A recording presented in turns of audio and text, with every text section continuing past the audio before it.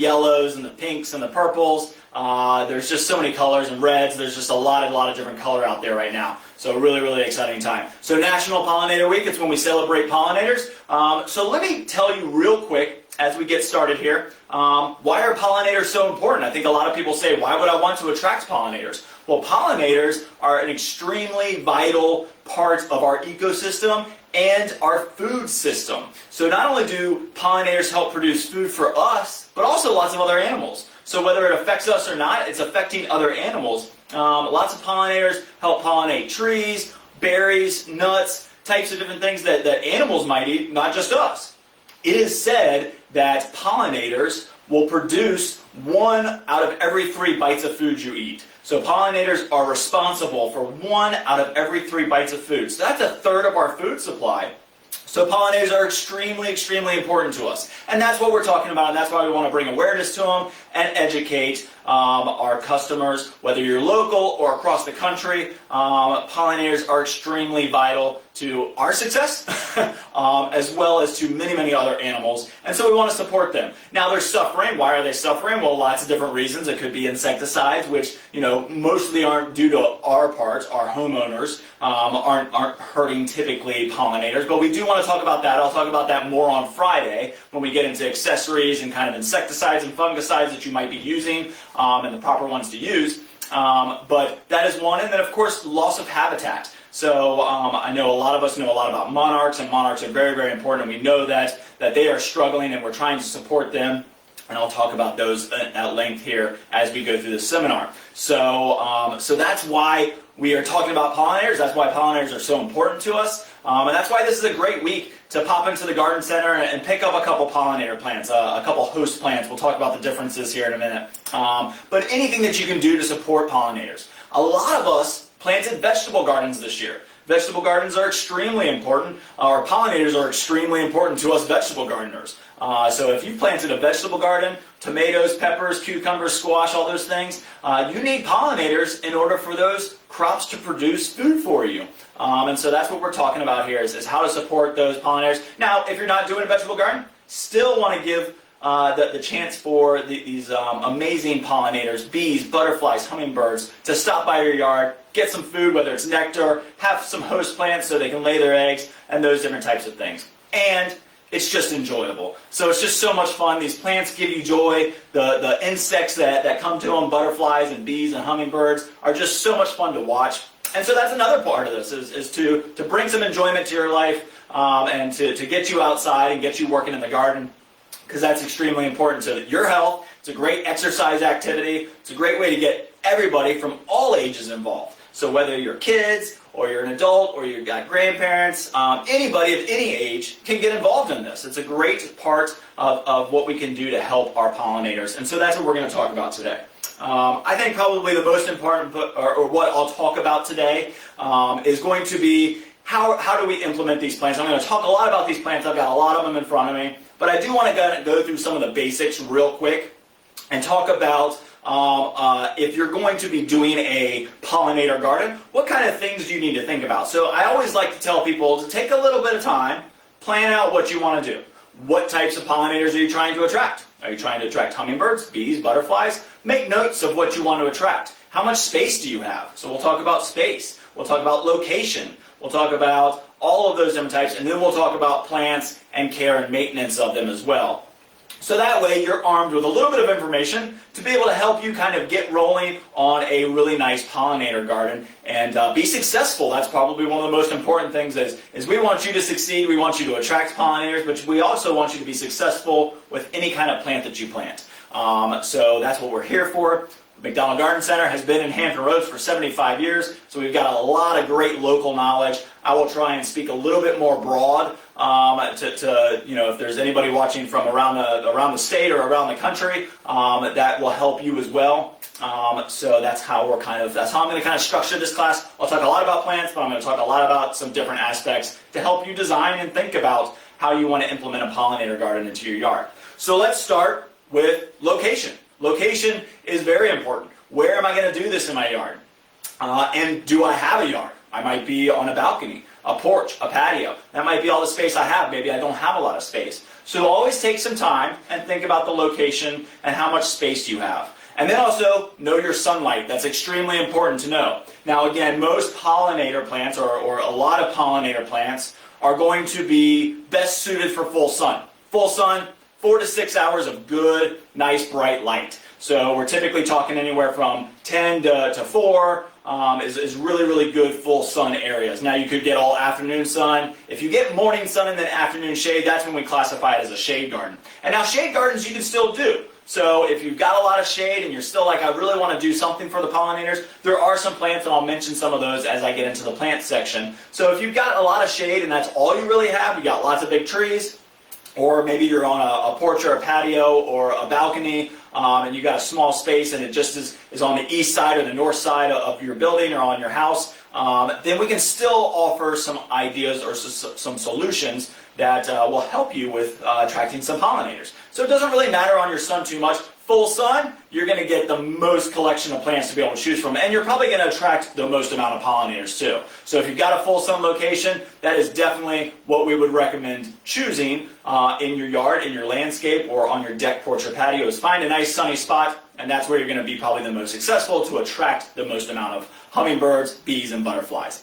So think about your location. Always just take a little bit of time and think about that. The next is choosing the right types of plants. So here's where I like to talk about host plants and nectar plants. I'll get into this, the detail of that a little bit more when we get into the plants, but I want to tell you the difference of host plants and nectar plants. So host plants are the plants that butterflies specifically, typically butterflies is what we're talking about here, are going to actually lay their eggs on. So if you're trying to attract monarchs or swallowtails or any other kind of type of butterfly, you need to know what kind of plant that they're going to lay their eggs on. And then the eggs are going to hatch, turn into a caterpillar. The caterpillar is going to come out to the larva stage of the butterfly.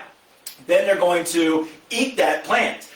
So think about that as well. This plant is going to get eaten up. And so it might not look great during that certain time of the year. Now that's what that plant is designed to do. So it's completely normal. So don't be afraid, oh man, this plant's gotten all eaten up. That is completely normal, completely fine, and allow it to happen. It's a good thing. And so those caterpillars are going to eat up those plants. They're going to form their chrysalid, or chrysalis, or cocoon, as some of us might used to call it. But the chrysalis or cocoon, they're going to form that, and then they're going to hatch into a butterfly. And then they're going to fly away. So it's a great process to be able to see, and I'm going to talk to you about at the end about how you can do that if you're local, and you can pop into the garden center here at Independence or Great Neck. You can do that at your home with the monarch butterflies. So that's a really exciting thing that I'll show you at the end of this seminar. So those are host plants. Host plants are extremely important. But nectar plants are very, very important too. And so if you're not trying to, help with the butterfly population necessarily, but you want to give them some food, nectar is extremely important. You're not going to get butterflies in your yard to lay eggs if you don't have nectar plants. They need energy. So they need a food source. And so that's what all of these plants here in front of me are a great food source, a great nectar source for our pollinators. So extremely important to do those. And so that's what nectar plants are compared to host plants. Host plants, the butterflies are typically going to lay their eggs on. Nectar plants are what bees, butterflies, and hummingbirds are going to come to as a food source so that they have energy to migrate or reproduce or do their normal day-to-day activities, and to keep them in your yard, to help pollinate your vegetable garden, or to just help the population. They need food just like we do. And they need energy. So think about that, and those are the kind of two differences there between host plants and nectar plants. So then also I always like to tell people in the planning process is to think about the bloom time. What's so cool about pollinator gardens is a lot of these plants here in front of me are perennials. And perennials are going to bloom throughout different parts of the time of the year, whether they're spring blooming, summer blooming, or maybe even fall blooming. And think about that, and as you're starting to plan out your pollinator garden, know that you're going to have different types of bloom times. Some perennials will bloom for a very long period of time. Most perennials bloom for a specific time. And perennials are great because perennials are the ones that come back year after year. So when you plant a perennial, it'll bloom, it'll do its normal thing, it'll go into a dormant period where the foliage typically will die off on the top, you cut it off at the ground, it comes back each year. Annuals, which we'll talk about as well because there's a lot of great annual nectar plants out there, for our pollinators. But annuals are going to give you a ton of color, and they're going to bloom for the entire time that they're in the ground, and then they're going to die off, and those will have to be ripped out of the ground and then replaced with something like pansies or snapdragons in the fall. So lots and lots of different plants to talk about, but annuals and perennials, that's the difference between annuals and perennials. The thing I love about pollinator gardens is a majority of the plants that you're going to plant are perennials, but save a little bit of space for some annuals, maybe in containers, maybe in hanging baskets like these, so that you can pop some different types of colors in there. And I love annuals because you can always change your color. So save a little portion of your pollinator garden or of your landscape or on your deck, porch, or patio for some annuals. Not only will they give you some enjoyment, but they provide a great source of nectar for our pollinators. So think about annuals as well. And then, of course, trees and shrubs, and I'll talk about some of those when we get into the plant portion. But when you're designing, think about trees and shrubs that might work. If you've got space, there's a couple different types of trees and shrubs that we can work into our pollinator garden or into our landscape to help encourage those pollinators to stop by our yard and to give them a food source. Also, whenever you're visiting your local garden center, hopefully it's us here at McDonald Garden Center, but if you're across the country and you've got local garden centers, definitely go to them. They're going to have the most advice. But also, check in with them every once in a while. Especially, so what I guess I'm getting at is don't expect to get everything that you want in one fell swoop. Not to say that you can't. We have a ton of different types of plants right now, lots and lots of perennials and annuals that you can do. So if you're a weekend warrior and you want to do it this weekend, we can make that happen for you. That is definitely a possibility. Very easy to do that we can help. Just know that if you're coming in for specific plants, we might not have them at that specific time. That's the way the garden center industry works. That's how growers work. So a great example, I'll just throw out a plant, is asters or mums. Asters and mums are great pollinator or nectar plants for pollinators. They bloom in the fall, so you're not going to get them probably until the fall. You might find some here and there, but most garden centers and most growers aren't producing those plants until their blooming season, so we won't get them until they're blooming. So always check into your garden center. That's what I always tell people is if it's something that you can kind of add to and kind of play with over a year's time frame, one, you'll get blooms throughout the entire year just because naturally you'll come to the garden center and you'll see something blooming in the fall and you'll know that's a great nectar plant and then you can pop it into your pollinator garden. So you can always kind of check in and think about those different types of ideas as well. Trees and shrubs fall into that same category. Sometimes you're going to have the trees and shrubs available that you're going to want, sometimes not. Again, it just depends on, a lot of us garden centers are going to carry plants that are blooming because you want to see what they look like when they're blooming. So if they're just green, maybe we'll have them, but typically you're going to find garden centers are going to carry those plants when they're blooming. So to know that as well is that if you can do this over a little bit of a time frame, it'll help you get more blooms, and also you won't get frustrated. But also, we'll talk about this when we get into the design phase, know that you can swap things out. You know, if you come in and you say, I really wanted a purple salvia, but we don't have it, but we've got another great purple veronica or something else that might do the similar thing, that's a great option as well. So be flexible as well. Pollinators aren't super picky. They just want nectar, so provide it for them, and know that your garden can always kind of change it and fluctuate with whatever your needs are and with whatever the garden center might have. So that's kind of a little tip that I always throw out there is just be patient. If you're looking for a specific plant, be patient and wait for maybe and check out your garden centers at different points of the year because you might find different types of plants throughout the year that you didn't even think about. So that is always helpful. So let's talk a little bit about the design process. So whenever we're thinking about making a pollinator garden, it can be small, it can be big. So we can do lots of different things. So let's talk about small spaces to big spaces. So small spaces, porches, patios, decks, balconies, those types of things. If you live in a small space and you want to attract pollinators or you want to do something to help pollinators, then you can definitely still do that. And so think containers. In fact, on Friday, as part of the accessory, part 2 of this, I'll plant up a pollinator container garden. So you can kind of see those different types of elements that can go into a pollinator garden. You can do it in clay pots, you can do it in terracotta pots, you can do it in ceramic, plastic. Hanging baskets are a great option for small spaces. So like behind me here's a Pintus. I'll talk about this more when we get into the plants. But pentas are great attractors of pollinators. Bees and butterflies and hummingbirds love these. And so this is a gorgeous one in a hanging basket. So you can hang this on a deck, porch, or patio, or a balcony, and you can attract pollinators and help give them a food source. So if you're in a small space, there's lots and lots of ideas that we can help you with. And a lot of containers, and I'm going to show one on Friday, so tune in for that. If you've got a small space or you want to just do a pot for pollinators, then that's a great option for you. And then, of course, I'll talk about more when we get into the plants, about certain ones that you can kind of pop in real quick for some great color and some great nectar for those pollinators. And then, of course, as we get into like a medium space, or maybe we're designing an actual bed just for pollinators.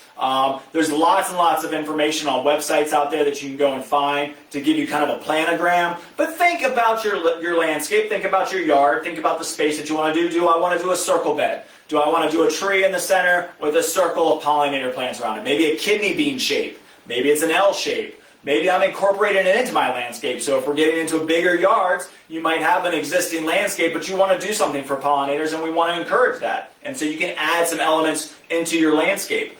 So no matter what you have, if you've got any kind of space, think about your space, think about your location, think about the sun requirements, all those different things. Take some notes. If you're coming to see us or any kind of local garden center, we definitely recommend just kind of a quick drawing of the space that you've allocated for this, or a couple pictures always help, but a small drawing really helps, because then it helps us know your space and your dimensions as well. So give us a little bit of your length and the width of your bed. That really helps. Let us know the sunlight that you have, and we can kind of help implement some of those ideas for you. But there's a lot of great resources out there, so I definitely encourage you to do a little bit of research. And again, this just goes back to that planning stage. You know, just think about it. Think about what you want to do. If you've just got a little pocket and it's a 4x4 space, that's the kind of information we need to know. Hey, I've got this little space in my landscape. It's 4x4. I want to put some pollinator plants in there. We can help you figure that out, whether it's host plants, whether it's a combination. Maybe we'll add some different things to it. And again, Friday I'm going to talk about a lot of the accessories, hummingbird feeders, bird houses, you know, all these different things that you can do, bee houses that you can add, which add a different texture and a different color.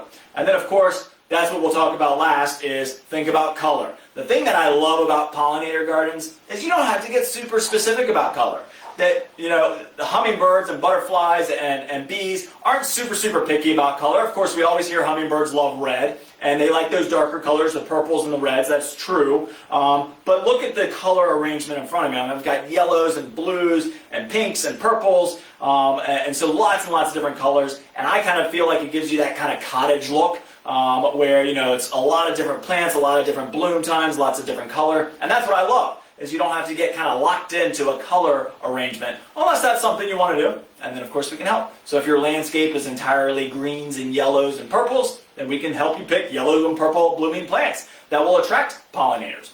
So always take some time, give a little bit of time to the planning process, especially if you really want to attract pollinators and hummingbirds and butterflies and bees. So whenever we're trying to attract them, give yourself a little bit of time and try and plan out your space. And so we have some knowledge, and so when we ask you some questions, we can get the right plant for you in the right place, so it's for the right size as well. So always think about that.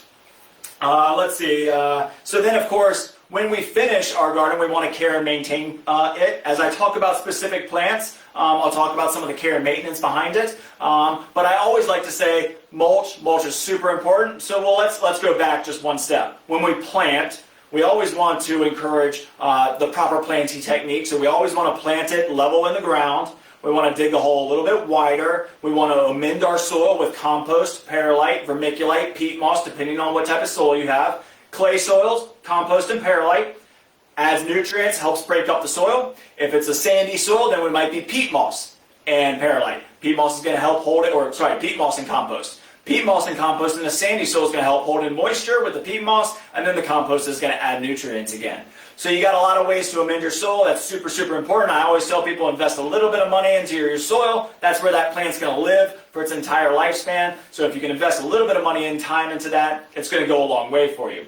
Then, of course, when we finish planting everything, then we want to mulch. Mulch is very important. Not only does it clean up the look and makes it look very crisp and clean and finished. It's also going to help regulate the temperature in the soil. It's going to keep moisture in during our hot periods. It's going to keep the plants warm during the winter months. So if we've got perennials that go dormant, we want to keep them warm during the winter. We want to keep that root system nice and warm. Mulch is super, super important. And not only does it make it look good and nice and clean, it keeps the weeds out, which is very, very important, keeping the weeds out so they don't choke out our pretty pollinator plants. So we want to keep the weeds out. We want to keep it mulched to encourage the weeds not to grow in there. And then, of course, we're going to maintain it by doing some other things that I'll talk about when I specifically get into the plants.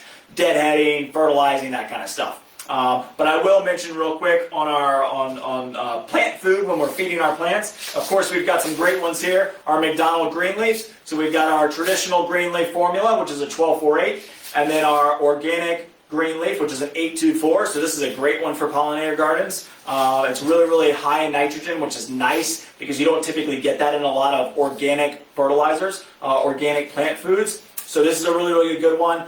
These are nice formulations. These are designed for Hampton Roads, but really anywhere in the country because they have trace elements. So whenever we're talking about plant foods, you always see those 3 numbers. Those are your macronutrients. Those are the big ones. But some of the smaller elements like boron, copper, zinc, calcium, iron, all of those smaller things are super important to plants. And so you need those. So if you get just a basic fertilizer, you're always going to have some sort of nitrogen, phosphorus, potassium, your macronutrients, but we also want to encourage some of those smaller trace elements, those micronutrients. And that's what both of our fertilizers have. Both of our plant foods have trace elements, so that's super, super important. So that's why we love these. So I just want to throw that out there. If you're looking for a good plant food, that's a really, really excellent one, both of them for our pollinator garden to help encourage plant health, more blooms, and deep root system. So all 3 of those things you're going to get with that plant food. So that kind of takes care of the care and maintenance. I'm going to talk real quick about 2 other things. I'm going to talk more about this on Friday, but I just kind of wanted to mention it real quick. When we're talking about insect issues, if we ever have insect or fungus issues, I've got this great Be Safe 3-in-1 garden fungicide, insecticide, miticide. So it's a 3-in-1. It does all 3. It's Be Safe. It says right there on the label, safe for plants, pets, people, and bees. So that's super, super important. If you're using an insecticide, that is one thing that has really hurt the bee population, is when we spray our nectar plants with an insecticide that can hurt bees, then yes, we're probably killing the bad insects, which is good, but the downfall is if the flowers are open and the nectar's there, and the bees, butterflies, hummingbirds won't probably hurt them as much, but again, we're just trying to be safe. So bees and butterflies, if we've sprayed them with an insecticide and they're blooming, then it's in the nectar and that can hurt the bees. And so this one is completely safe. It's oil-based, so it's sesame oil, and then it's got some fish oil in it as well and potassium. So really, really good, really, really safe insecticide, fungicide, and miticide. And so you can spray this on the plant and know that you're treating for funguses or insect issues or mite issues that you're having. So it's going to hurt the harmful insects, it's going to kill your harmful insects, but not hurt our pollinators. So this is a really, really good one. We carry this at all of our year-round locations as well as our markets, the 10 markets all over Hampton Roads. So this is a really, really good one to think about. And then the last thing I want to throw out, just because we're talking about beneficial insects and pollinators, ladybugs. We also carry ladybugs. So we only carry these at our year-round locations, but ladybugs are very, very good, very beneficial insects. And the nice thing is that Be Safe isn't going to hurt these at all. But if you've got aphids or something like that, or you've got some small insect issues, mealybug, aphid, something like that, then ladybugs are a great way to be safe and encourage a new insect into your yard that is going to be beneficial and help kill some of those nuisance insects that we don't want. And they can eat lots and lots of those bad insects. So if you've got aphids on your hibiscus or your milkweed or any of those types of plants and you need to get rid of them, this might be a good option, as well as the Be Safe. But this is a great option. Ladybugs, the way to apply these is wet down your garden. I never tell people to water the leaves, but this would be the time where you would actually just kind of wet down a bush, wet down a big plant, drop them at the base. What that doesn't, do it in the morning or the evening. Typically the evening is the best, because if you do it when it's sunny outside, they're going to fly away. They're going to start looking for food and they're going to fly away. And then why we wet the plant down is so they have something to drink right away. So you're going to give them a little bit of water droplets to go out there and drink, a nice shady location in the evening so they're not super aggressive to go out there and fly away and look for food. And then that way they'll start to crawl into your garden and stay inside those bushes. And of course, if you've got insect issues, apply the ladybugs to those plants. Put them around at the base of those plants. They'll crawl up, they'll find a good food source, and they'll stay in your yard. So a really good option there is ladybugs. So I just want to throw out those things. I'll talk about them a little bit more in detail on Friday when we talk about the accessories, and I talk about, again, I'll talk about the Bee Safe and the plant food and the ladybugs. But I really want to talk about plants. I've got lots and lots of plants here, so we're going to get into that real quick. I'm going to move some things around as we go, just to kind of be able to show you kind of specifically. I kind of wanted to set this up, and just to kind of show you a couple different things. So what I want to start with is trees and shrubs. Trees and shrubs are kind of the backbone, the most important part of any kind of landscape. Of course, are trees, shrubs, and then of course we'll talk about perennials and annuals and lots of different types of those. But trees and shrubs are going to be kind of typically your bigger plants in your landscape, but they're going to offer that substance. They're going to fill some space. So if you're designing a pollinator garden and it's a 10 by 10 space, or it's a big space, maybe you've got a landscape and you want to encourage some pollinators into the yard and you've got some bigger spaces, then we want to encourage you to use trees or shrubs. And of course I don't have a lot of space, so I didn't bring a lot in. But of course one of my favorites is butterfly bush. I mean, look at this plant. That is absolutely gorgeous. Lots and lots of different varieties now of butterfly bush. And of course butterfly bush are going to be huge for the pollinators. They love these blooms. They last a long time. They're a huge nectar source for bees, butterflies, even hummingbirds sometimes will be around these. So really pretty plant. This one's called Pugster. So this one is actually called, let me see, I want to make sure I get it wrong. Pugster Pink. So it's just a pink one. There's pinks, there's purples, there's lilacs, there's lots of different colors, and lots of different sizes. The reason I love Pugster is because it's a dwarf. So it's only going to get about 2 by 2, 3 by 3, so it's not a huge bush. It's going to take up some space. So if we've got a smaller pollinator garden, maybe we're not going to be able to encourage one of these in there. But if it's a 4 by 4 space, then we can pop one of these in there. Or if it's a 2 by 2, 3 by 3, we can put one of these. What's really cool about Pugster is it's got these huge blooms on it. So I mean, that is almost the size of my hand. It is a monster bloom for a butterfly. So it's a normal butterfly bush bloom, but on a dwarf plant. So a lot of times the dwarf plants will have this smaller flowers, which is okay. Bees and butterflies aren't going to be picky. If they've got nectar, they're going to be on them. But this is just a really cool plant. It's actually got a really nice fragrance to it, which is kind of cool. But Pugster is just one, and there's lots of different types. There's some that get 6 by 6, 8 by 8. And so know the different size that you might want to do. But butterfly bush is a great kind of mainstay, kind of year-round, or it's not a year-round plant necessarily, but it's a shrub. It's always going to be there. So it does drop its leaves. So it is a deciduous plant, so it's going to drop its leaves in the fall, winter time frame, and then it's going to leaf back out in the spring, and then of course bloom all summer long. The care and maintenance for this is pretty easy. It's pretty low maintenance. The nice thing about butterfly bush is it'll tell you when it needs water, so it'll kind of hang a little bit. So just give it a nice deep soaking at that point. You can deadhead them, especially some of these dwarf varieties. Some of the bigger ones you might just let go. But this, if this bloom dies off, once it starts to fade off and go brown, then you can just go in and cut this off right down at the base, and more will keep on coming.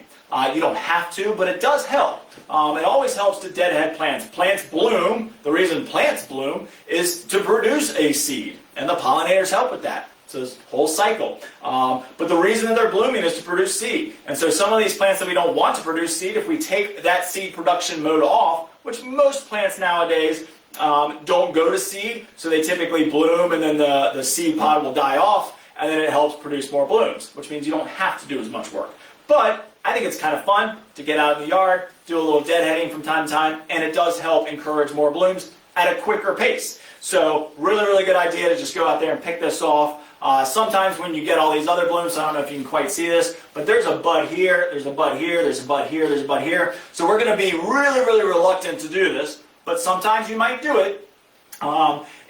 You can snip it right there at the base of that bloom and allow these other smaller blooms to come. But if you want to get that big bloom, if you go down and cut a little bit deeper into this wood, and yeah, we're going to be sacrificing these smaller blooms, then you'll get a huge shoot of growth, or a small shoot of growth for this dwarf plant, but you'll get a bigger shoot of growth, and it's being an even stronger wood, and therefore you'll get a bigger bloom that's going to come out of it. So think about that. I do kind of sometimes even just say, just take off this bloom, let the smaller ones go. Once those are done, then cut down into some deeper wood, and that's going to give you that bigger bloom set. So that's how you get these nice big huge blooms, is by cutting deeper into the plant, a little bit further down, let's say 3 or 4 leaflets down, 3 or 4 nodes down, and that's going to help produce a bigger bloom the next time it's ready to bloom. But butterfly bush is one of my favorites. Like I said, I couldn't grab a lot of trees and shrubs to bring in here, but I did grab Abelia. Abelia is one of my favorite shrubs, just in general, just for landscape design. Just for, whenever I talk about low maintenance or easy shrubs, this is always on my list. This is Abelia kaleidoscope. There's a couple different types of Abelias out there. Love this kind of gold color. Shows up great in the landscape. Awesome, awesome plant. But it gets little white tubular flowers in the summer that hummingbirds and bees and butterflies love. So not only is it a great shrub, it's evergreen. So that's the nice part too. An extremely cold winter, so if you're up a little bit further in the north, it might lose its leaves. But in extremely cold winters, if it loses its leaves, it'll come back after that. So if you ever get some leaf loss in the winter, that's completely normal. But other than that, they're typically evergreen.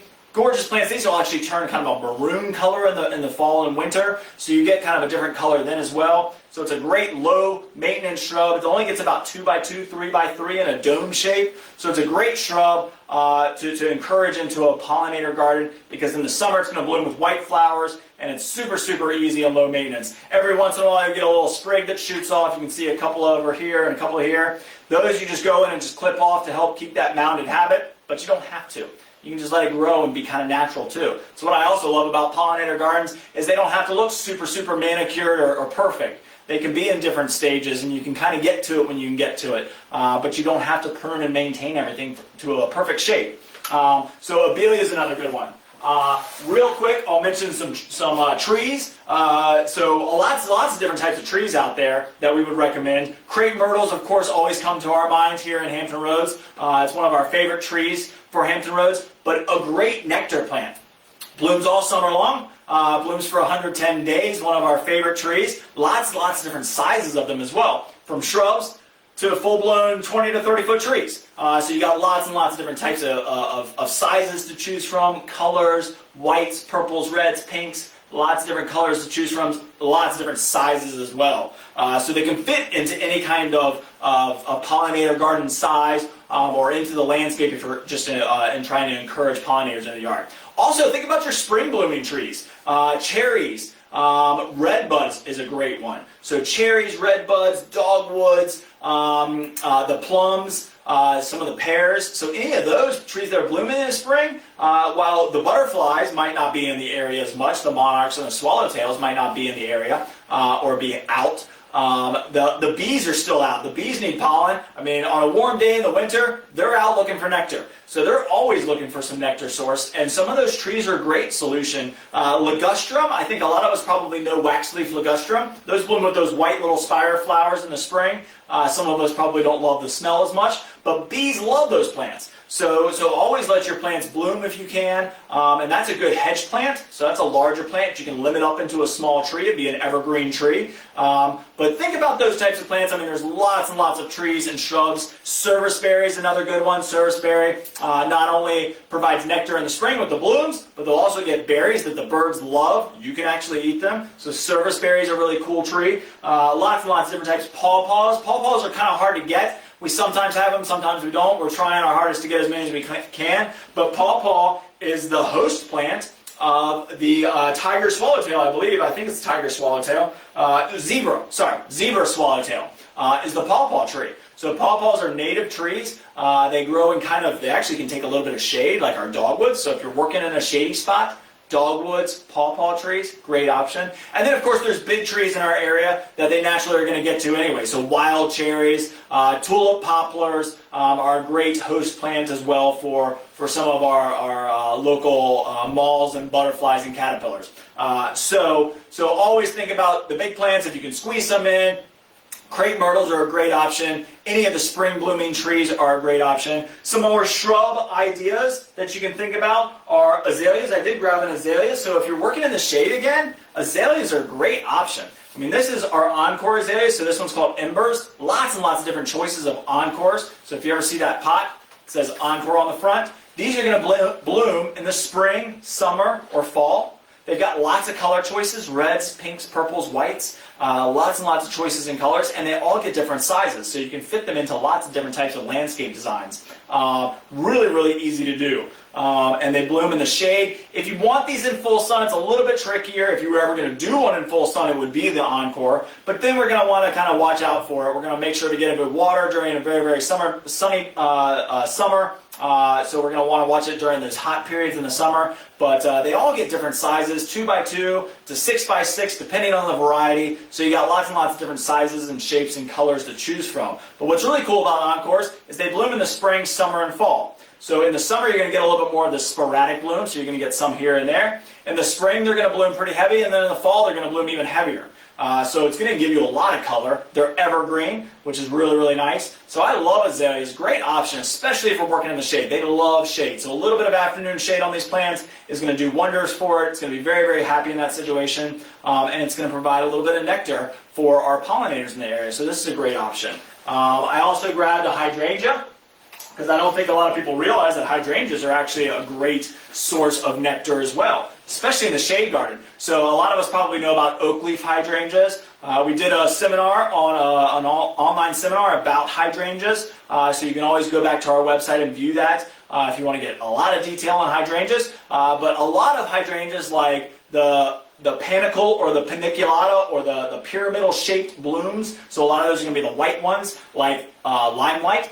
Those provide some nectar. Those can actually grow in sun or shade. Lace caps provide a lot of nectar as well, because all these little blooms here in the inside that don't really open up, these are more flat blooms. Those provide a lot of nectar. And then, of course, oak leaf hydrangeas are more of that panicle style. It's in a class all by itself, but oak leaf hydrangeas are a great option to provide some nectar in the shade for our pollinators. So great option. Lots of different types of plants you can do in the shade that really, really do pretty well. But I love hydrangeas. Let's see, what else is on my list for trees and shrubs? Rose of Sharon, another good one. Rose of Sharon is also a hibiscus. So it's in the hibiscus family. There's tropical hibiscus, which is an annual. Then there's Rose of Sharon, or Althea is another name of it. But that is a type of hibiscus. It's actually a shrub. So it's actually, some might even grow into a small tree. But they're a bloomer that blooms in the summer. Little hibiscus blooms, but tons of them. Really cool plant. It will lose its leaves in the fall, so it's going to be deciduous, but it's a great shrub, great larger plant, provides lots of nectar. So Rose of Sharon is another good one. Let's see, what else did I leave off my list? I think I've got pretty much everything there. I mean, again, there's probably even more choices. And again, different seasons throughout the year mean different types of plants. Lilacs in the spring, great option. There's lots and lots of spireas are in the spring. Viburnums are in the spring. Lots and lots of different choices for different types throughout the year. Roses, of course, roses are going to provide nectar. You see bees all over the roses. Love the drift roses and the knockout roses, and even your hybrid teas and grandifloras. Lots and lots of choices of roses out there. If it's blooming and it's got some nectar, then the pollinators are typically going to stop by and choose it. But of course, perennials are going to give you a huge selection as well. But next I want to talk about annuals, because I want to spend the most amount of time on perennials. So annuals, some of my favorite annuals are going to be Pentas, like I showed you before. Let me grab this so you can see it a little bit closer up. Pentas is one of my favorites for annuals. Now this is a hanging basket, but I grabbed it because it shows a lot of the different colors that Pentas can get. So you got pinks, you got the reds to the violets, and then you've got white as well, so you can see some white in there as well. But these are tubular flowers that bees and hummingbirds and butterflies are going to love. And it blooms all summer long, pretty drought tolerant, very easy to grow. We do want to deadhead this one, so every once in a while these blooms will fizzle off and you can go in and just pick them out with your fingers, get a little pair of snippers and just cut them off. You're typically going to see, here's a great shot, let me see if I can show you this. Right in there, there is an old bloom. So you can see this variety is actually not gone to seed because it's already starting to form other blooms. But if you go in there and you pick it off, it always helps. And so there you go, you can see that old seed pod there that's starting to kind of, it looks like it's trying to form seeds, but it also looks like it's not doing very well at it, and that's why it's producing more blooms. So, a little bit of deadheading goes a long way, but Pentas are one of my favorites. dome or mound shaping annual. It's gonna die off in the fall when we have our cold spell, when we have our first frost in the fall. But it's gonna bloom all the way until then. So it's gonna provide a lot of nectar. Great for containers, hanging baskets. So small spaces are great, or save a little bit of space in your pollinator garden for annuals like Pentas. Blue Days is another great hanging basket. It's also a different color that you don't typically get. So Blue Days, you can see that really pretty blue color. Bees love this one. You always see bees all over it. Scaevola is another one that has a similar habit to this. Scaevola is going to be a trailing plant. So these are great in the landscape, great in a container if you're making a combo container with lots of different plants. This is a really, really pretty one, very easy to do, and it provides a different color that you don't typically see in the landscape or in your containers. So this is called Blue Days. Blue Days is a really cool one, and it blooms all summer long. Blue Days and Portulaca are funny because they won't really open up their flowers unless there's sun. So if you got a shady location, probably not the best one for you. If it's something where you get only maybe 2 or 3 hours of sunlight, you're not going to get the bloom that you really, really want out of it. So these love full sun. Blue Days and Portulaca are awesome, awesome choices. Let's see, what else do I have around me that I can show you? Yep. We're talking about combo planters. This is just a combination of 2 different types of plants. We've got Scaevola, which I love, absolutely one of my favorite plants, and Lantana, which is probably one of my #1 favorite pollinator plants because they just seem to flock to it, and they all do. Butterflies, hummingbirds, and bees love Lantana, so lots and lots of blooms out of them, very drought tolerant. The Lantana is the yellow one here with that kind of flat bloom, but there's a lot of different types of annual Lantana, and they got lots of different sizes and shapes now. So you got some that are trailing, you got some that are bushy or low, and some that get pretty good size. So you got lots and lots of different choices. And then color, the color arrangement, this one's of course a pure yellow that you can see, but there's lots of other different types of colors out there, from reds to oranges to pinks and yellow mixes. Lots and lots of color with Lantana. Love Lantana, one of my favorite, but Scaevola is another great option. Really, really pretty plants. And this is just a great little combination. So again, if we're on a deck, porch, or patio and we want to attract pollinators, bam, here you go, that's done. It's in a nice little decorative pot. You can pop that in there, or you can just pop it into one of your nice decorative planters, and you got it. Or you can use some of these ideas to make your own combination planter to attract pollinators. But those are 2 other really, really good ones. Let's see, did I grab any other ones? What else do I got? Oh, zinnias. Zinnias are one of my favorites. Butterflies and bees love zinnias. And this is a really pretty orange one. So you can see that right there. So that's a pretty zinnia right there. I've got this other one over here. Let me see if I can grab this. Look at all the colors in that. So we've got whites and yellows and oranges and pinks and reds. Really pretty. So this is, again, an easy thing. You can pop on your front porch, give it full sun, loves full sun, and the pollinators are going to love this one. Butterflies especially, monarchs are usually always all over zinnias. Bees love it as well, so zinnias are a great option. Very drought tolerant plants, they love heat. So if you were in here during the spring earlier and you didn't see many, that's because zinnias really, really love it hot. Maybe you planted some early and they're starting to really get going now as we start to warm up. So zinnias are a great option. Of course, I had to grab a sunflower. Sunflowers, bees love this one. Butterflies will be on it sometimes. But sunflowers are awesome. You can grow these from seed very easily. So, start them by seed. You can grab the plants already. This is a kind of a patio pot one, a smaller dwarf one. But you can get some of those huge sunflowers. So lots of different sizes and shapes. For sunflowers, they're awesome, very easy to grow, and of course, just a lot of fun for kids and people of all ages. You can't look at a sunflower and not be happy. So sunflowers are a great annual option as well. Let's see, what else is on my list? I think that's pretty much kind of some of my summer favorites. I mean, now that we're into the summertime, that's kind of some of my favorites. Veronica would be, or sorry, not Veronica, now it's going to escape me.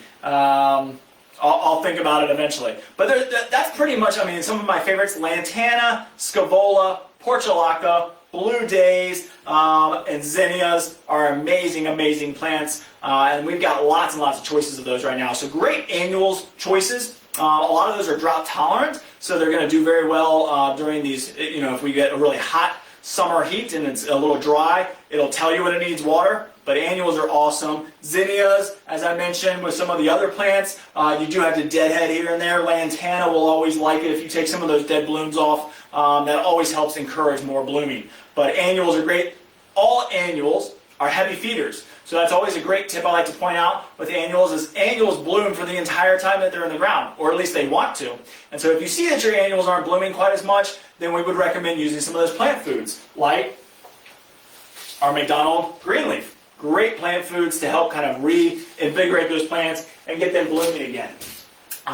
So let's talk about some of the perennial plants that I've chosen. We've got lots and lots of choices. Literally the perennial list would be so long that I couldn't bring every single perennial in here. So what I did was just kind of grab some of my favorites. I'll start with Rudbeckia or Black-Eyed Susan. Awesome plants. There's lots and lots of different choices for these. This is a dwarf one. I think it's called Toto Gold. So not very big one. I think a lot of us know Goldstrom. We have Goldstrom. Awesome perennial. Amazing Rudbeckia Black-Eyed Susan. It spreads. It's very drought tolerant, very easy to grow, and the bees and butterflies just love these. And again, that flower just makes you happy. They bloom a ton. You get tons and tons of blooms. They make a great cut flower as well, so it's something that you can bring in your home for a little bit. But great nectar plant for bees and butterflies, amazing one. So Rudbeckia, really nice one. You can deadhead those. It does kind of helps spit out some more blooms, keeps the plant kind of fresh and clean. But usually what people do is let them go to seed at the end of the season because birds will get in there and love it. So you can let the Rudbeckia go to seed. Coneflowers are a great option. Coneflowers are just now starting to come in. We've got a huge selection of coneflowers right now. Again, coneflowers need the warmth, so always check out your garden center because if you were looking for coneflowers about 2 months ago, a month ago, we might not have had them. Most people probably didn't. It wasn't quite warm enough.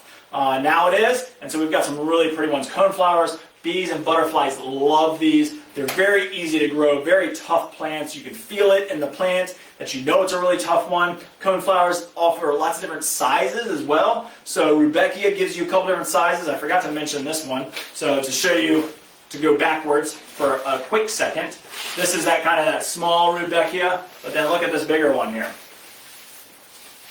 So let's see if I can get the name. This is called Flame Rudbeckia. So a slightly different look, but you can see the different size in plants. So you got a smaller plant and you got the big plant. And then of course, always look at your labels because they'll tell you the specific size of how big that plant's going to get and kind of helps you design as you kind of go along.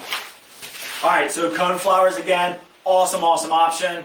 Love the heat. They're going to bloom all summer long. Again, a little bit of deadheading goes a long way. So whenever this kind of starts to form a deadhead, go in there, pick it off, and then the new ones will come out and keep on producing blooms throughout the season. So coneflowers are a great perennial. They're going to come back year after year. Let's see what else is on my list, or maybe I'll just look in front of me and see. So let's talk about catmint. Catmint has become really popular, not only because it's got that really cool blue-gray kind of foliage, but because bees and butterflies love these. They bloom a ton. Very similar to kind of agastache, which I didn't quite see many agastache out there. I think we have some, but they're not quite blooming right now. But agastache is similar to salvia or catmint with these kind of spire blooms. But bees and butterflies love these, and it gives you that kind of different color, kind of almost like a lilac bloom, or sorry, a lavender bloom. So really pretty bloom color, kind of different color, especially if you're trying to break up, if you got lots of yellows, you know, it would pair really well with the yellow color, or oranges, so it goes well with a lot of them. But catmint is a great option, and lots of different sizes now too. Catmint, most catmints are going to get 3x3, so a pretty good sized plant. But there's even dwarf ones now. This variety only gets about 2x2, and then there's a little cat's meow, which only gets about 1x1. So you got lots and lots of different choices there for different sizes. Catmint is a good one. And this is not catnip, it's catmint. So catmint, really pretty plant. Love that color. Let me move that over here and kind of get it out of the way. Daylilies. Daylilies are a great one. You know, the bees love to get in there and kind of nestle around in the pollen. So daylilies are a great option. Lots and lots of different types out there. This is just a really pretty one with that bright orange color. Really nice looking. This one is called Tuscaloosa Tigris. So lots of different types out there. Again, when you get into some of these larger blooming daylilies, Deadheading is very, very essential. So going in and taking off the seed heads once they form. I don't have any seed heads on this one to show you, but really, really pretty blooms.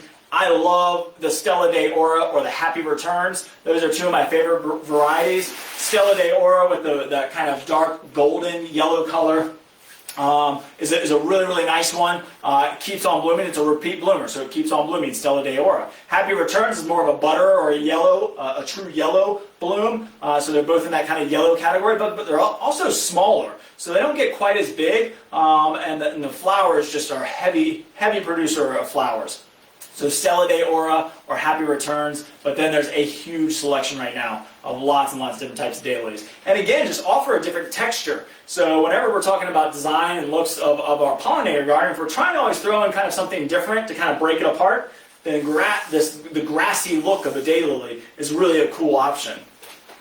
There is lots and lots of different types of Coreopsis out there. Coreopsis is a great perennial that provides a lot of nectar. So you can see all those little tiny flowers on top. A lot of people might call this tick seed. This one's called Bengal tiger, so Coreopsis.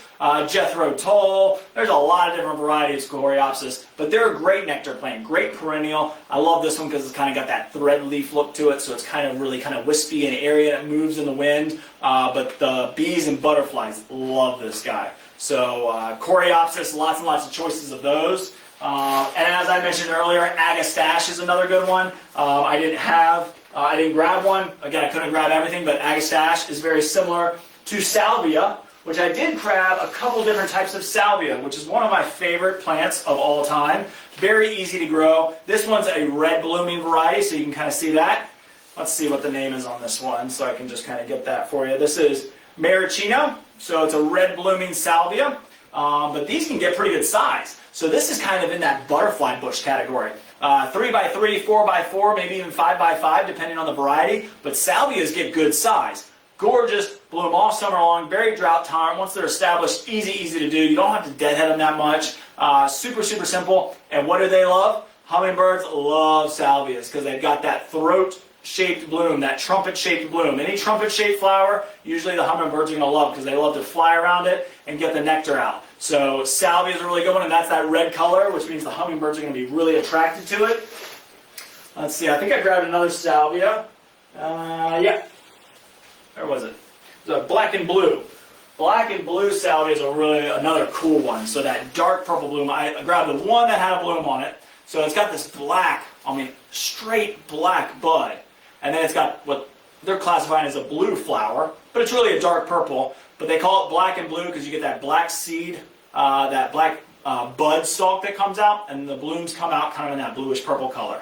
So again, that throat-shaped, hummingbirds love this, bees and butterflies will be attracted to it. Really pretty plant, and again, a good size plant. So this one's going to get somewhere in that 3x3, 4x4 size. Really nice perennial, comes back year after year. And then, of course, there's a ton of different types of salvias.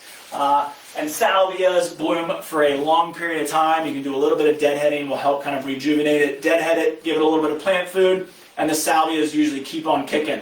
And there's a lot of different types of salvias out there. Those are just two that I just happened to grab. We've got even more choices than that. Let's see, what else is on my list of perennials? So we talked about coneflowers, bee balm. Bee balm is a really nice one. So I grabbed this one just because it's blooming. This is called pink frosting. So Monarda or bee balm is a really good one. And then of course, I think if you've ever grown bee balm, you know this one's called raspberry wine, but it looks like the Jacob Klein. Jacob Klein is the red bloom, shoots up nice and tall, good sized plant. This one is called raspberry, so it's going to probably have a little slightly different color bloom. But there's lots of different choices of bee balm. And bee balm, hummingbirds, bees, and butterflies all love this one, but hummingbirds especially. So really good option if you're trying to attract hummingbirds is bee balm. Lots and lots of different choices for those. And different sizes. So this one I think only gets about 14 to 16 inches tall, so about a foot tall. Whereas your Jacob Klein typically gets somewhere around that 2 to 3 foot size. So if you like the hummingbirds and you want to attract a bunch of hummingbirds, then bee balms would be a great choice. But of course, any of our nectar-loving pollinators, bees, butterflies, hummingbirds, they all love that one. Let's see, anything else? Joe Pye wheat.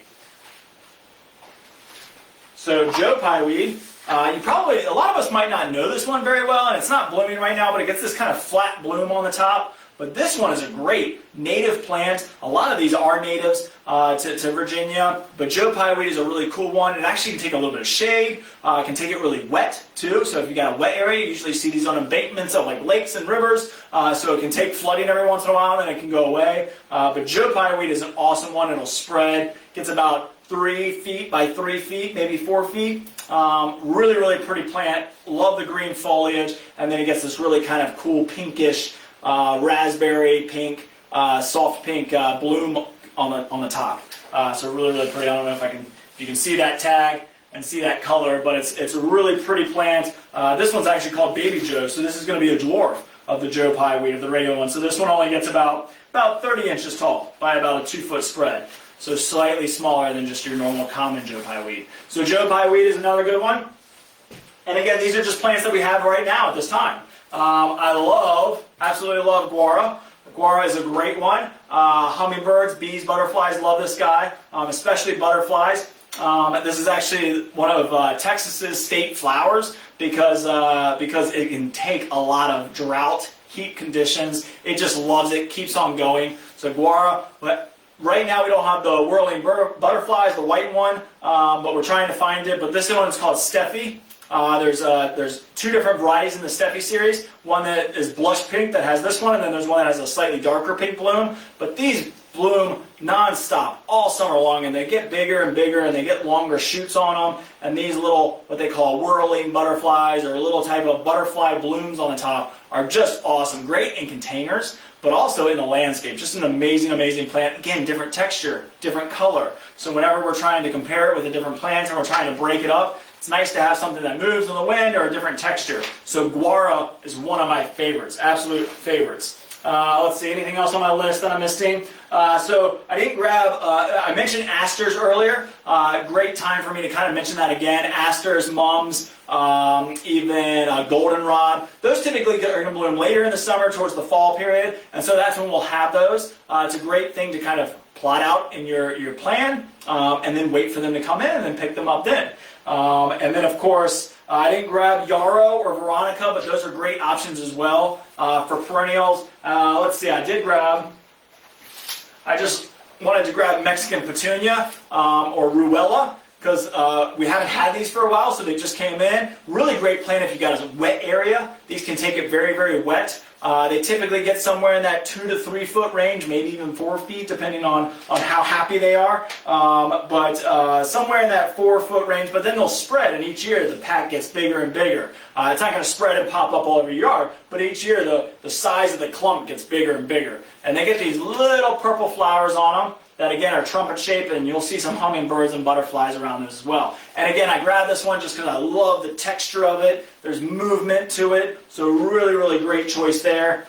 And then the last one that I kind of want to show you for the perennial plants, or actually I got 2 more. 2 more. We'll start with verbena. Because a lot of these plants that I was showing you are slightly, bigger plants, or somewhere in those bushier size, I guess you could say. You got different textures with the daylilies and stuff like that. But verbena is a great plant for a ground cover. You can see that prostrate habit where it's just going to grow flat on the ground, and then it gets tons of these purple blooms. Now this is actually a perennial in the Hampton Roads area.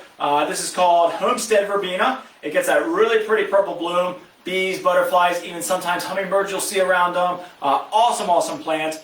Very easy to grow and great ground cover. So if you're thinking about different layers in your yard, in your pollinator garden, especially if you're making one all for pollinators, look at your plant sizes, but this is a great ground cover. Something smaller that's going to cover some space. Now it'll spread, so it's going to get somewhere about 2 to 3 feet from the center on each side, so 1.5 this way, 1.5 this way, about 3 feet wide. So it's gonna take up some floor space, which is good. It's gonna cover some ground space. Again, you won't have to mulch as much, so really, really nice option. But verbena is a great one.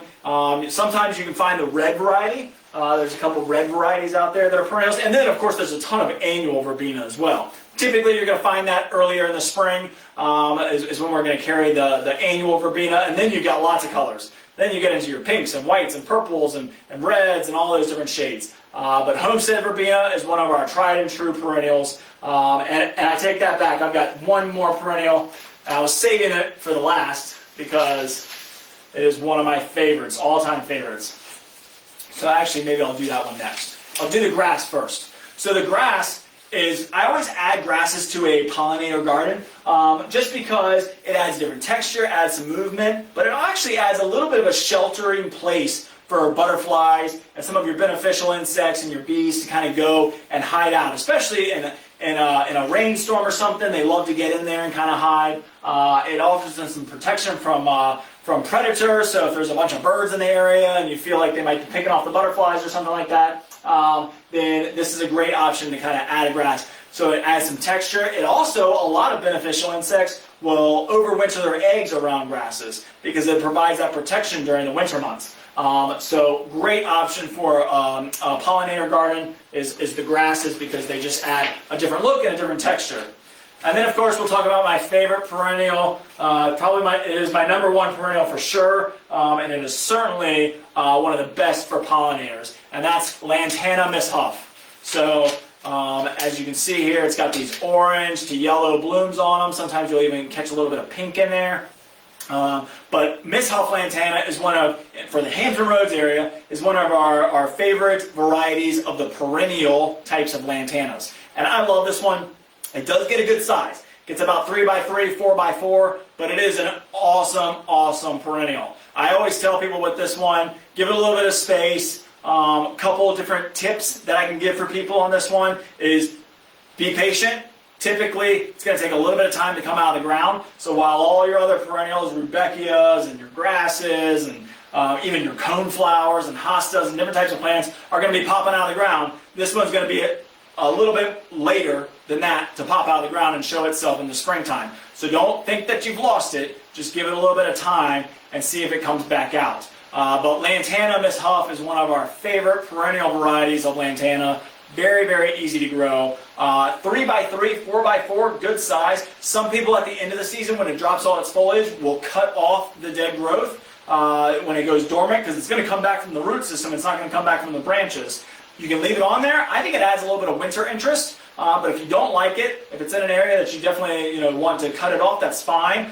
What I always tell people is if you're going to cut it back early, so like in the fall season when all the leaves fall off of it and you're going to cut it back then put a nice pile of mulch around it, a nice 3-4 inch layer of mulch to keep the root system nice and warm.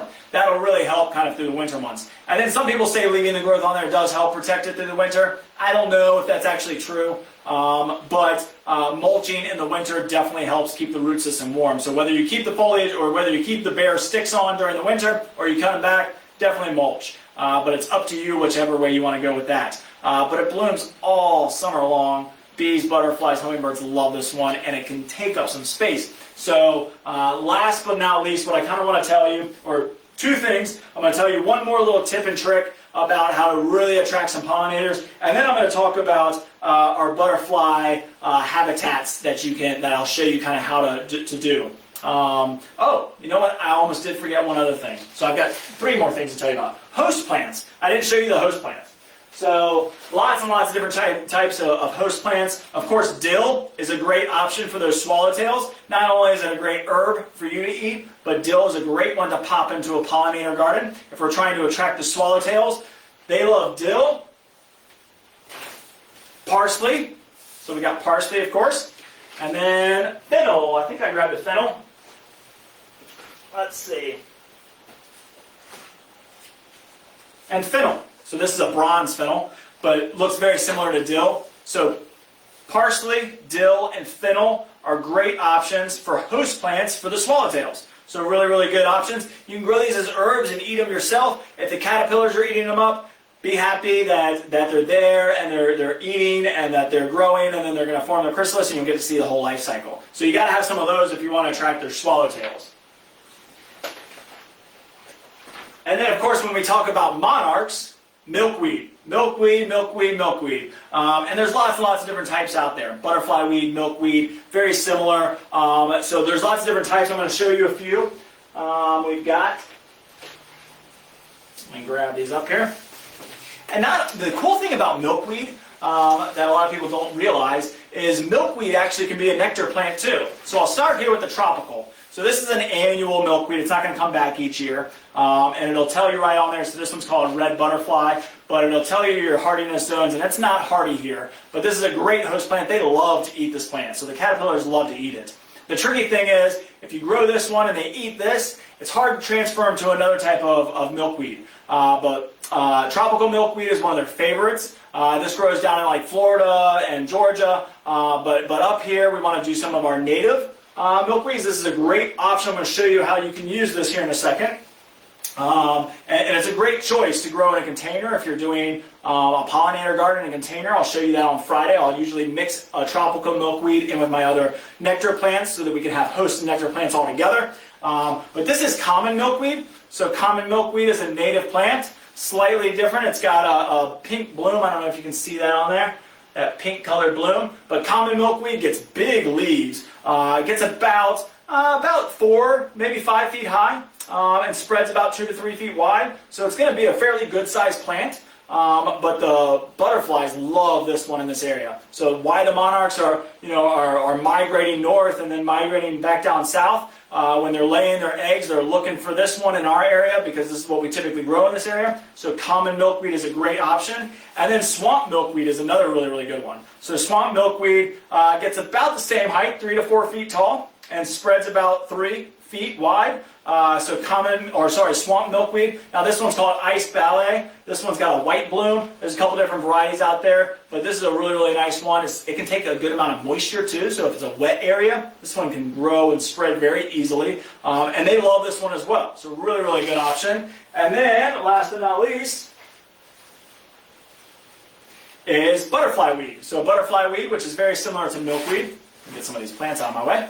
But you can see those orange blooms. So what's really cool about this one is it's a little bit low maintenance. It's a little bit easier to grow. It's smaller. It's only going to get about 2 by 2. So it's great for the landscape. It's a gorgeous plant with these orange blooms. There's actually a yellow variety as well. But this is really going to attract them because they love the nectar. And once they get into the nectar of this butterfly weed, then they'll lay their eggs on it, and the eggs will eat this plant up, and they will love it. And again, remember that these plants are designed to get eaten. So if they're getting eaten up by the caterpillars, that's completely normal. When the caterpillars form their chrysalis, turn into butterflies, go through the metamorphosis process and turn into a butterfly, and then fly away, that these plants are going to kick right back out and produce more leaves. So that's completely normal. Give it a little bit of that organic McDonald green leaf, rejuvenate it a little bit, and get it rolling again. But I love this plant because it only gets about 2 by 2, great in the landscape, and great in masses. And that was one of the other things that I wanted to tell you about, was to think about planting things in masses. I really think that's a very important tip, trick, or technique to use in the landscape, especially if you have space. Or you might be trying to chew up space. A lot of us are always looking, how do I fill up some space in my yard? Well, to take a black-eyed Susan like a Rudbeckia, and instead of planting one, plant 3 or 5 of them. And that big mass of color and that big spread that you're going to get out of that is going to attract more pollinators. When they're flying overhead and they see this huge pocket of black-eyed Susan or butterfly weed, if you planted 5, 7 of these in a big group, then those plants are going to form a big mass. It's going to produce a huge amount of color, and it's going to attract a lot of pollinators. And that's why I love Miss Huff Lantana. Miss Huff Lantana is going to get 3 by 3 by itself. But if you've got space to plant 3 of them or 5 of them, think about the pollinators that you're going to get. It's amazing how many you can to encourage into your yard. So if you've got space to plant in groupings, I really encourage it. If you've got a smaller space, we can help you. You can plant 1 of each of these and you'd be fine. But do think about that. Planting in groupings or masses is a great way to encourage pollinators and to allow you to see it more. Not only does it make it more exciting to us because you see a big pocket of one color, but it also will attract more pollinators because they see this huge blanket of one color and then maybe another group over here. And so grouping plants like that will not only make it more pleasing to your eye, but also to the eye of our pollinators. And I really think it attracts a whole lot more if you can plant in groupings. If you can't, and you got a smaller space, and you want to plant a bunch of different types of plants, by all means, go for it. It definitely will still attract a ton of pollinators. But if you've got a bigger space and you can plant in masses, I think it's a great technique to really help. All right, so then the last thing I want to show you Let me move some of this stuff out of my way. Is right now, if you're local, if you live in the Hampton Roads area, we just got in our caterpillars. So we got monarch caterpillars at our Independence and Great Neck locations. And so what I wanted to show you was how you can kind of do that kit or kind of see the whole process right there in your own home or just outside your home. You can do this inside or outside. So the first thing you're going to need is a habitat. So this is one of my favorites. This is a great habitat, really easy to do. So again, if you're local and you can pop in and grab these are normally $24.99. They're 40% off. So it gives you this really cool vinyl window so you can see through everything. It has a mesh side on all the other sides so it's easy to breathe. And then what you're going to do, I'm just going to show you how you can do this real easily. You just come in the store, you pick out your habitat, and then we're going to, whoop, grab my own zipper. Alright, so then we're going to unzip our habitat, just like this. Opens up. We're going to put this here. And then this is where that tropical milkweed comes in so handy. I love tropical milkweed. Great, like I said, in annual combo planters. The butterflies are super, super attracted to this. But what you can do is get one of these plants like this and drop it into your habitat, just like so. So you can see that. And then you buy a little caterpillar from us. So we've got these little baby monarch caterpillars. So they're really small, which is perfect. I think that's awesome. For the kids or for adults, I love doing this every year with my kids. They absolutely love it. And we've got lots of these in stock right now. So they're very, very small, and there's a little piece of milkweed in there for it. So the caterpillars have something to eat. But what you're going to do is buy your habitat, get a milkweed. Now, if you've got milkweed growing at home, you can just take some cuttings from your milkweed and put it in there. And then just keep refreshing it, so once that milkweed kind of goes bad, add some more new ones for your butterflies. Or you can put it in a glass of water. Get a little glass of water, a little base, drop your caterpillar on top of that milkweed. While it's cut like that, should get about 2 days out of it before you got to refresh it. So if you got milkweed outside and you want to do this inside, pick a sunny spot inside. Something that you're going to get a good amount of light, like a sunroom or a west or south-facing room. You don't have to put it right in the window. It can just be in that room that it gets good light. Or you can do it outside. If you're going to do it outside, do it on a covered space like a porch or patio, somewhere where it's going to get a little relief from that intense heat that we'll get sometimes, because you don't want your butterfly to be, or your caterpillar to burn up.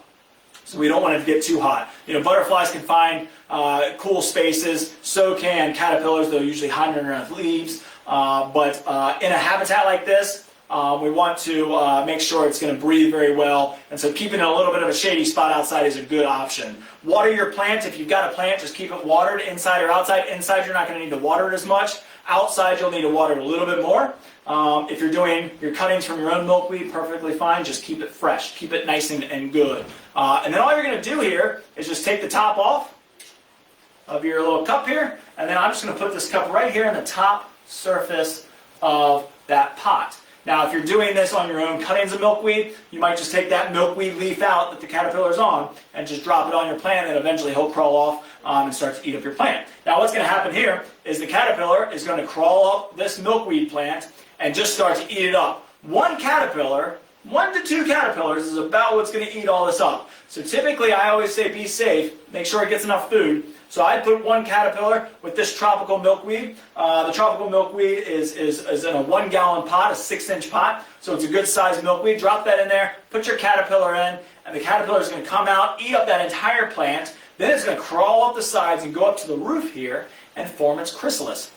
And when it goes up to the roof and forms its chrysalis, you can take the milkweed out, and then you can watch it metamorphose into a butterfly, a beautiful monarch butterfly. And then you get the ability to release it as well. So you can do multiple caterpillars if you want to. We've got plenty in stock right now. I don't know how long we'll have them, but we've got plenty in right now for National Pollinator Week. So bring your kids in, come in and get those if you need to. Pick them up while you can. But it's a great opportunity to see the whole life cycle. Explain it to your kids.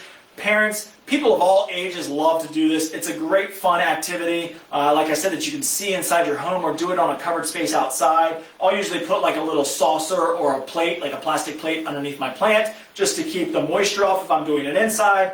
Drop your caterpillar in there, let him eat up that plant. Once he gets big enough, he'll just naturally crawl up to the top, look for a place to hang from, form the chrysalis, and then turn into a beautiful monarch that then you can go and release into your own yard, into your pollinator garden, hopefully. So great opportunity to kind of do something fun, especially during this period that we're going through. It's just so much fun. But that's why I love this tropical milkweed. Very good food source for the caterpillars, for the monarchs. So there you go. That's how you do it. Just drop that right in there, and you're good to go. So we've got those habitats. We've got tons of milkweed. We've got tons of pollinator plants. So again, if you're local and you're trying to come in and help out your local pollinators, now is a great time. We've got great deals, like I said, on the habitats. Some of our butterfly weed, one of my favorites there. These are 20% off. We've got lots of our combo pots. You know, some of these guys, or some of our just regular patio pots like this, are 20% off. We've got some great, amazing deals. I'll even talk about some more of them on Friday when I talk about accessories. So Friday we'll be talking about bee houses and bird houses and bat houses and nectar feeders and hummingbird feeders and all those different things that you can do, and all those accessories, bird baths and bee baths and butterfly baths and water sources and rocks and different things and different elements that you can add to break up some of the green in your garden. So we might talk about like some statuary, fountains, all these different types of things that you can add to your pollinator garden to make it bigger and better and just amazing, and something that you'll be able to enjoy for many years. And so we'll talk about those on Friday, all the different accessories. I'll talk about a little bit more again about care and maintenance. We'll talk about the ladybugs again and the Bee Safe insecticide, fungicide, and miticide, what types of plant foods we want to do. But I'm really going to talk about accessories and different fun things that maybe you didn't know that you can add to all your plants to help encourage pollinators into your yard. So I know you probably got lots of questions. I'm going to come over and answer all of your questions now. I hope you enjoyed this class. I hope you got some good information. Again, it was just to show you a lot of the different choices in plants, tell you about timing, location. Think about your local garden center. Think about us here at McDonald Garden Center. Always pop in and look at the different types of plants that we have, so it doesn't have to be something that we do all in one fell swoop. However, if you want to, we can help you do that. So support our local pollinators. It's National Pollinator Week. It's a great time to be aware about what's going on with them, and to help them and support them, and encourage them into your yard, whether you're using nectar plants or host plants. And come in and talk to us. We've been here for 75 years. We can help you design anything that you might want to do to help encourage these great insects into our yard, and to help us as we go through life, and help produce food for ourselves and other animals. So again, thanks for joining me here for this live seminar. I will come over and answer your questions now. If you take off, great to see you. Hope you have a great day, and hope to see you Friday. And if you're staying around to have your questions answered, I'm going to come right over and do that right now.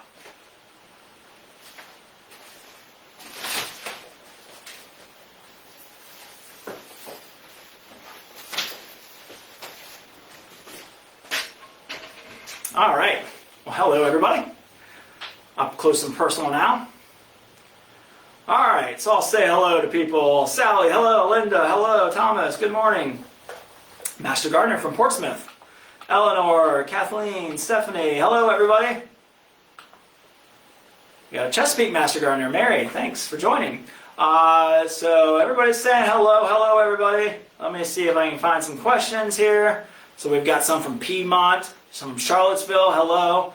I scrolled past your name. I want to say hello. So Leslie from Charlottesville, hello. Catherine from Warrington, Virginia, hello. Winston-Salem, so we got people from all over. Ann, hello. Jackie. All right, so Carolyn says, is Bee Safe safe for native bees, or has it been tested for honeybees? So it's been tested for all bees. It is completely oil-based. So again, I always recommend spraying in the morning and evening, no matter what we're spraying. It's safer for the plants. Because it's oil-based, we don't want to put it on during the hottest part of the day. So thank you for asking that question. I will talk more about it on Friday to get real specific on when to spray and how much to spray. But we never want to spray during the heat part of the hottest part of the day, because if we put an oil on top of a plant during the hottest part of the day, then that can cause a mini little greenhouse effect, and that can actually burn the plant. So we don't want to do that. But most importantly, the butterflies and bees and our pollinators are out during the middle part of the day. So we want to always spray during the morning or the evening. But if they go in there and they get that nectar and it's been sprayed, it's completely safe, completely fine, not going to hurt bees of any kind. What is the brand name, Cynthia? It's Organicide, so like organic, ocide, Organicide, and it is 3-in-1 Bee Safe Garden Spray. So Cynthia, if you're looking for it here at the Garden Center, we have it. It's $14.99 for a ready-to-use. Awesome, awesome thing.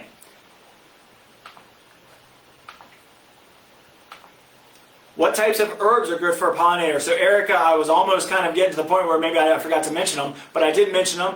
All herbs really are. I mean, no herbs would be bad. Like a lot of people use pineapple sage as for their tea. So if you're growing that gorgeous red bloom, hummingbirds, butterflies, bees love that plant. But if you're looking for host plants for herbs, then we're talking about parsley, curly parsley or flat-leaf parsley, dill, and fennel. Those are the ones that are going to attract our swallowtail butterflies. So that's a great option for those. But other than that, I mean, lavender and rosemary, they all bloom, and the bees and butterflies love those. So you got a couple different options for herbs that you can encourage into your pollinator garden as well.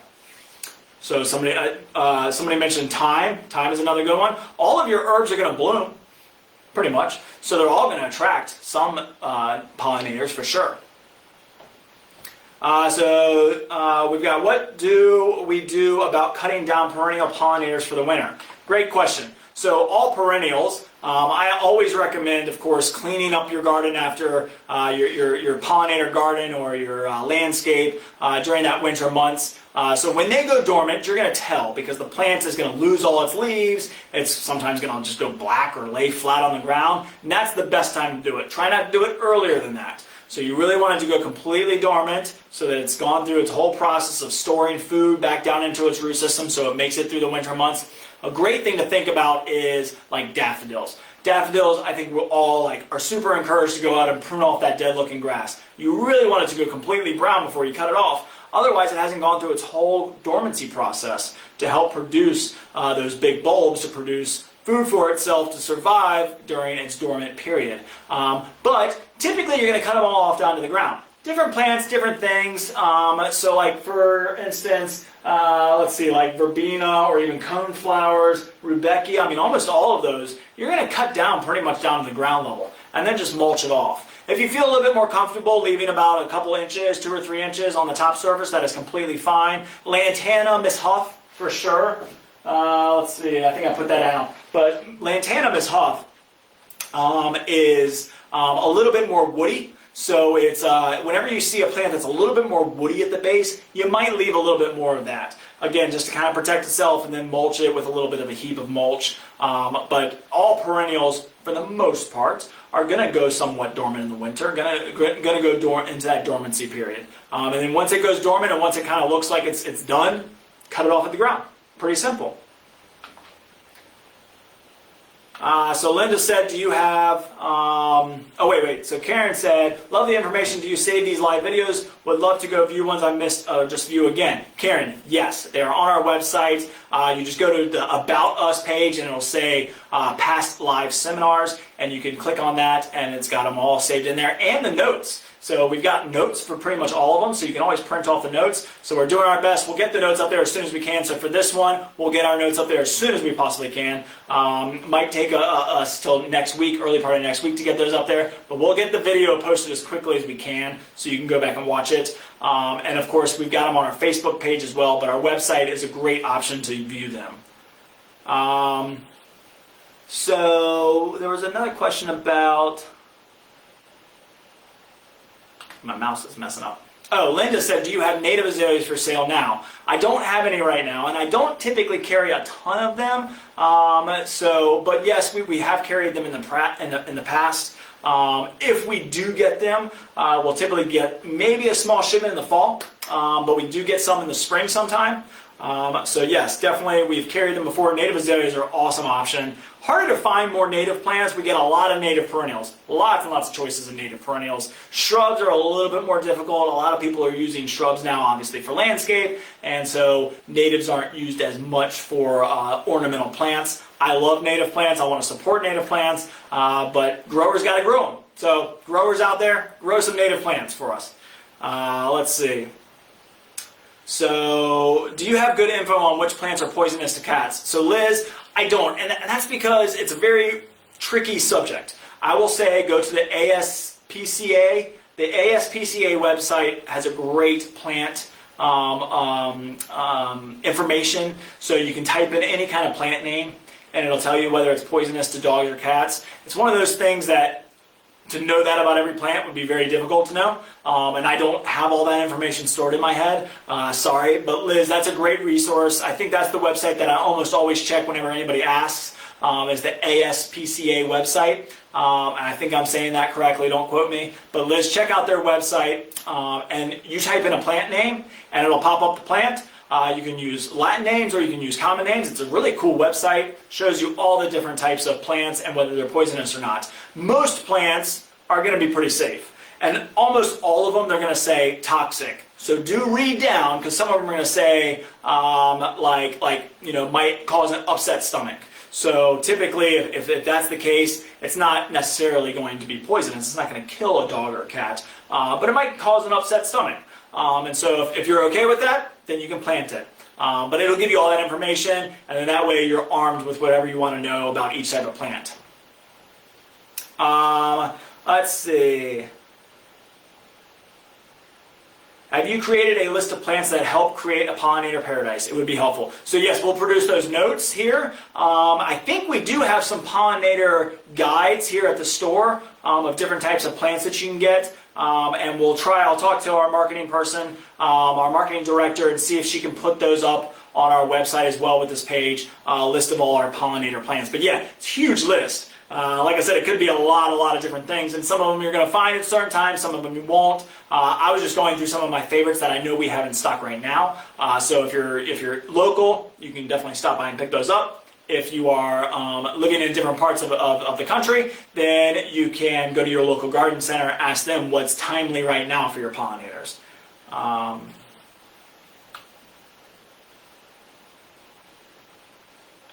Oh, good. So ASPCA's website. So thank you for replying, McDonald Garden Center. That's our marketing director being very good, replying to some of y'all's answers or some of y'all's questions for me. We appreciate that.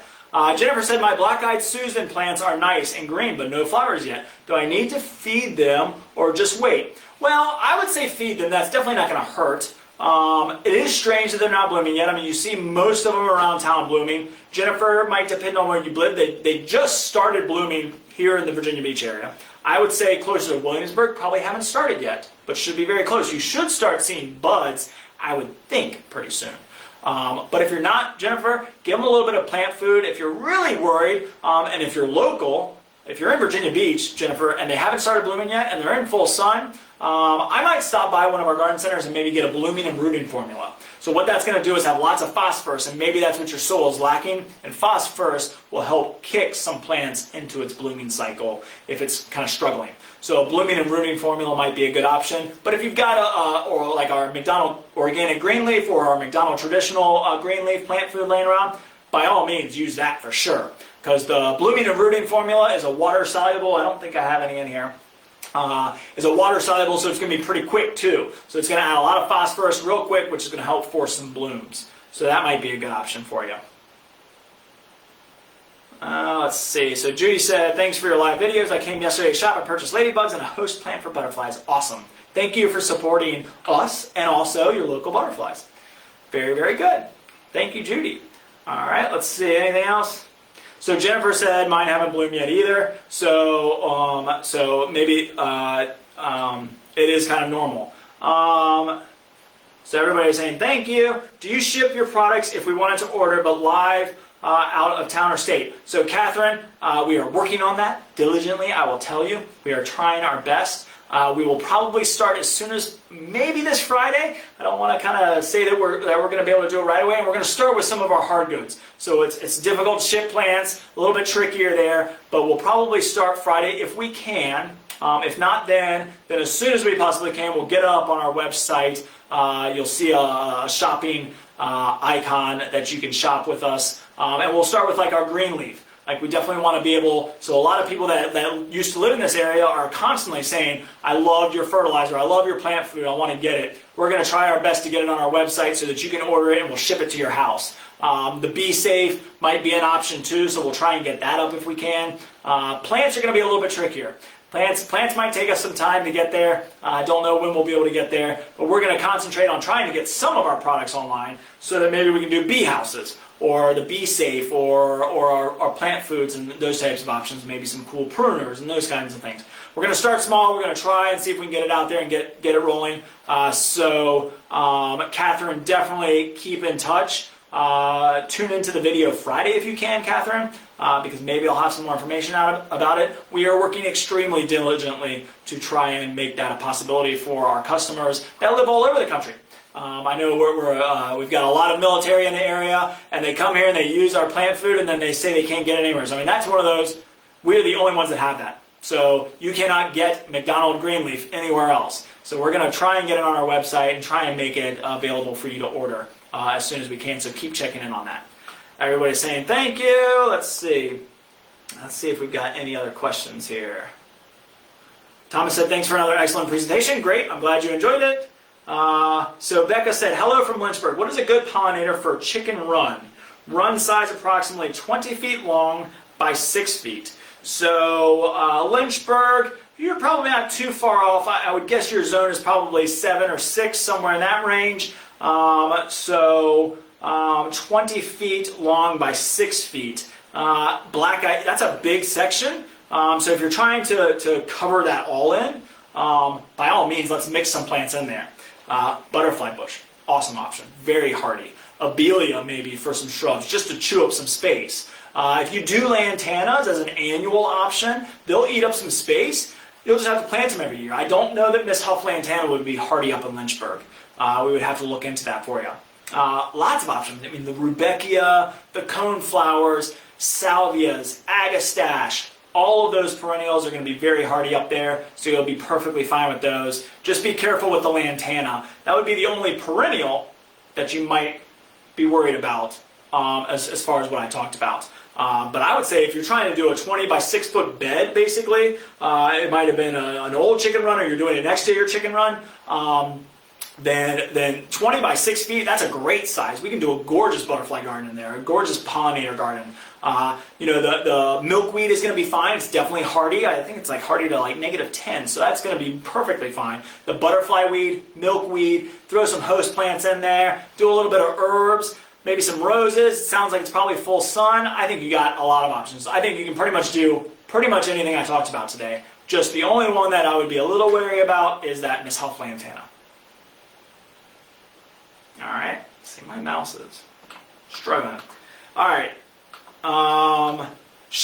so Sally said, should I deadhead my daisies and black-eyed Susans below the flower or down further? Yes, you definitely can. Do you have to? No, you certainly don't have to. But as you can see here, so here's a black-eyed Susan. These are blooming. Right down here is a bud.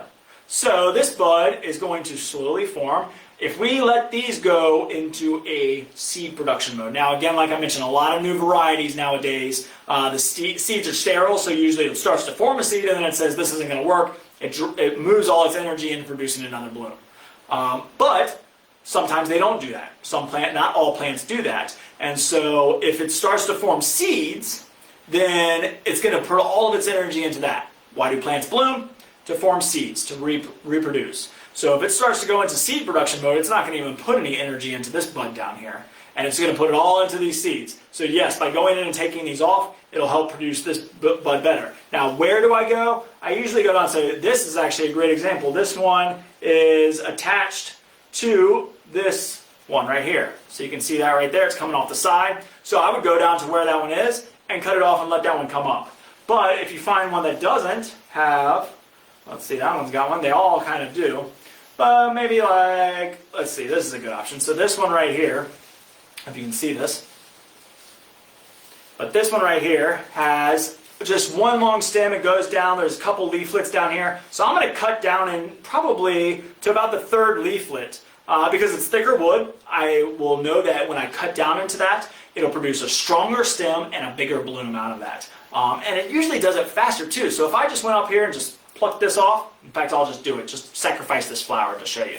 So if I do that, great example. If I do that, this whole stem is going to die back, first of all. So it's going to spend a lot of energy going dormant out of the stem, and then it's going to go down to that first leaflet, and then it'll send out another flower, and it's going to be kind of small and spindly and weak. But if I go down and take it down to at least that first leaflet, then that's going to stop it from having to kill this back, having for this stem to die back. So then it's going to be able to produce a bloom a little bit quicker. But if I go a little bit further, then I know that I'm going into stronger wood. It's going to be able to send out a new shoot. You always want to prune about 1/4 of an inch from that leaflet, so where that leaf meets the stem. Let's see if I can pull out something here to kind of show you. I don't want to take off too much of the plant here. This one's kind of a little gnarly on the inside anyways, but this will be a great way to show you. So here you can see I just snapped this off on the inside, but you can see this one's actually going to form a little flower over here, and this one's a little one, and you can see just how small those are. So if I just went down a little bit further, which is basically what I did, I took these two off, then that new stem is going to shoot out more, and it's going to be stronger.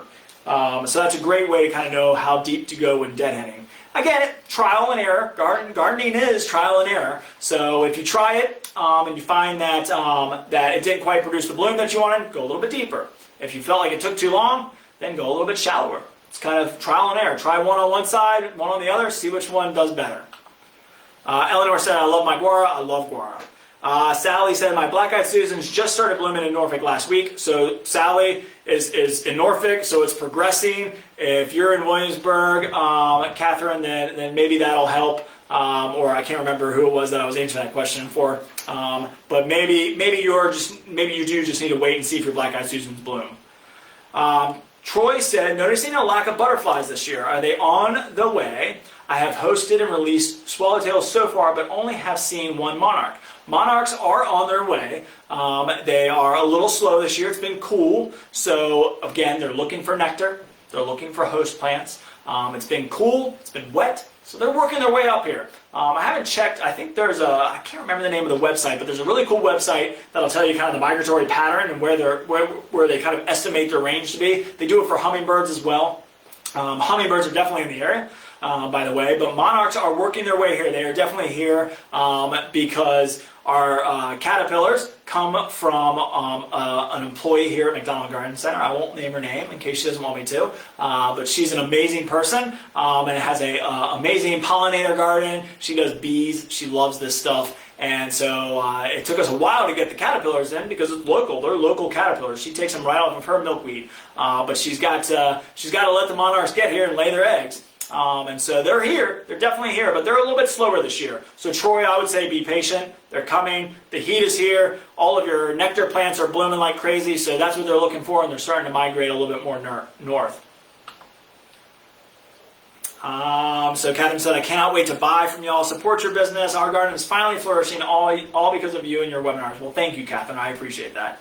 Everybody's saying thank you. I think I got to everybody's questions. So again, y'all have a great day. Enjoy the rest of this gorgeous day. Get out there, work in the garden. Come and see us, National Pollinator Week. Support your pollinators. And I hope that you can join Friday because I think that'll be really interesting to kind of talk about all these different things that you can throw out there into your yard. Whether it's just a butterfly stake, I'll talk about how you can do your bird bath or your butterfly bath or your bee bath because they need water too. Sunbathing stones, bee houses, butterfly houses. I'll show you some cool new hummingbird, bat houses, lots and lots of different things. So I've got some fun stuff to talk about on Friday as well. So join us for part 2 of our pollinator webinar series this week and have a great day. So somebody asked, can we know which plants are good for them?